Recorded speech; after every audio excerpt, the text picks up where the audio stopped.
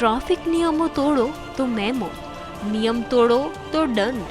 પરંતુ સવાલ એ છે કે શું માત્ર દંડથી રસ્તા પરની ટ્રાફિક સમસ્યા ઉકેલી શકાય? રોડ પર વાહનોની સંખ્યા સતત વધી રહી છે, પરંતુ તેની સાથે ટ્રાફિક શિસ્ત અને લેન શિસ્ત કેટલી વધી છે? શું પોલીસની કાર્યવાહી સાથે લોકોને ટ્રાફિક નિયમોનું મહત્વ સમજવું વધુ જરૂરી નથી?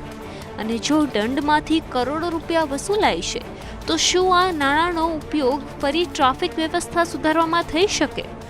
આજે વાત માત્ર એક શહેરની નહીં, પરંતુ સમગ્ર રાજ્યમાં ટ્રાફિક વ્યવસ્થા કેવી રીતે વધુ સુરક્ષિત અને શિસ્તબદ્ધ બની શકે તેની છે.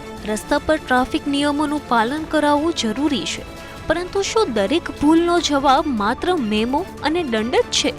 જો નિયમ તોડનારને દંડની સાથે ગુલાબ, જાગૃતિનું પત્રક કે કોઈ પ્રોત્સાહક કૂપન આપવામાં આવે, તો શું લોકો નિયમોનું પાલન વધુ સારી રીતે શીખી શકે? હવે ટ્રાફિક વ્યવસ્થાને માત્ર કાર્યવાહી નહીં, પરંતુ સમજણના દૃષ્ટિકોણથી જોવાનો સમય છે. ટ્રાફિકની સમસ્યા માત્ર મોટા શહેરોની નથી. નાના શહેરો, તાલુકા મથકો અને ગામડાના મુખ્ય રસ્તાઓ પર પણ વાહનોની સંખ્યા વધી રહી છે.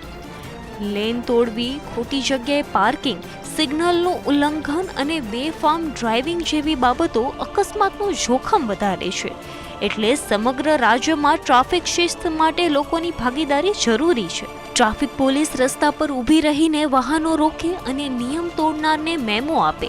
આ કાર્યવાહી જરૂરી છે, પરંતુ દરેક સમસ્યાનો કાયમી ઉકેલ નથી. ખાસ કરીને લેન શિસ્ત જેવી બાબતો માટે સતત સમજણ આપવી જરૂરી છે. લોકોને સમજવું પડશે કે લેનમાં વાહન ચલાવવું માત્ર પોલીસથી બચવા માટે નહીં, પરંતુ પોતાની અને બીજા લોકોની સુરક્ષા માટે છે.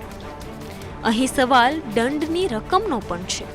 ટ્રાફિક નિયમોના ભંગ બદલ સરકારને મોટી રકમ દંડ તરીકે પણ મળે છે, પરંતુ આ નાણાંનો કેટલો હિસ્સો ફરી ટ્રાફિક સુધારવા પાછળ વપરાય છે? વધુ સારા signal, road marking, zebra crossing, street light, parking વ્યવસ્થા અને ટ્રાફિક જાગૃતિ અભિયાન પાછળ જો દંડની રકમનો ઉપયોગ થાય, તો તેની અસર સીધી રસ્તા પર જોવા મળી શકે છે. આખરે ટ્રાફિક વ્યવસ્થાનો હેતુ માત્ર વધુ મેમો આપવાનો નહીં, પરંતુ ઓછા અકસ્માત અને ઓછા નિયમ ભંગનો હોવો જોઈએ.